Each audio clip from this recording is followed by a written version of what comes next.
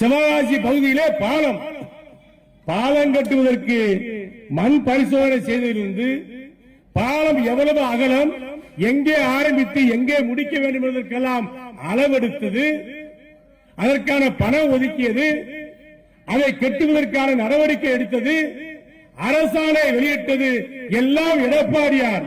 செய்ய சொன்னது கேடிஆர்.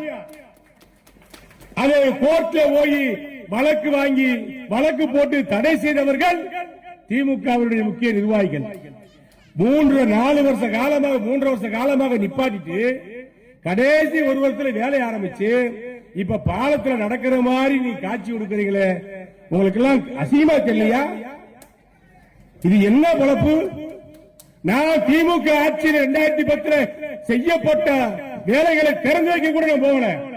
அண்ணா திமுக ஆட்சி வந்த அமைச்சராக ஆகிய பின்பு, அம்மா முதலமைச்சரான பின்பு நாங்கள் கொண்டு வந்த திட்டங்களுக்கு தான் நாங்கள் அடிக்கல் நாட்ட போனோம், போய் திறந்து வைக்க போனோம். இப்படி நாங்க கொண்டு வந்த திட்டங்களை நீங்க காலதாமதப்படுத்தி அதை நிப்பாட்டி லேட்டாக்கி இப்ப செஞ்சுட்டு ஏதோ நீங்க செஞ்ச மாதிரி ஒரு நாடகம் போடுறீங்களே, இதுதான் திமுகவுடைய தில்லுமுள்ளு. தன்னுடைய ஆட்சியுடைய சிறப்புகளை சொல்லி திமுக ஓட்டு கட்டு வரப்போவது கிடையாது. தன் ஆட்சியில் இதை செய்தோம், எங்களுடைய ஆட்சியில் இதை செய்தோம் என்று திமுக நிச்சயமாக மக்களை சந்தித்து ஓட்டு கேட்பதற்கு அவர்களுக்கு தைரியம் கிடையாது.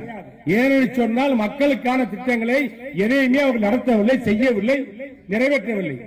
சொன்னது ஒண்ணு, செய்தது ஒண்ணு. சொன்னது எல்லாம் மக்களுக்கான திட்டங்கள், ஆனா செய்தது எல்லாம் மக்கள் விரோத திட்டங்கள். ஆக மக்களுக்கான திட்டங்கள் எதையும் செய்யாமல், தேர்தல் நேரத்தில் சொன்ன வாக்குறுதிகள் எதையும் நிறைவேற்றாமல் மக்களை ஏமாற்றி பிழைக்கின்ற கட்சி தான் திமுக.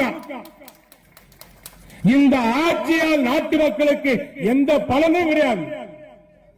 அண்ணா திமுக ஆட்சியிலே கொண்டு வரப்பட்ட திட்டங்களுக்கு ஸ்டிக்கர் ஒட்டுகின்ற பணியைத்தான் திமுக இன்றைக்கு செய்து வருகிறது.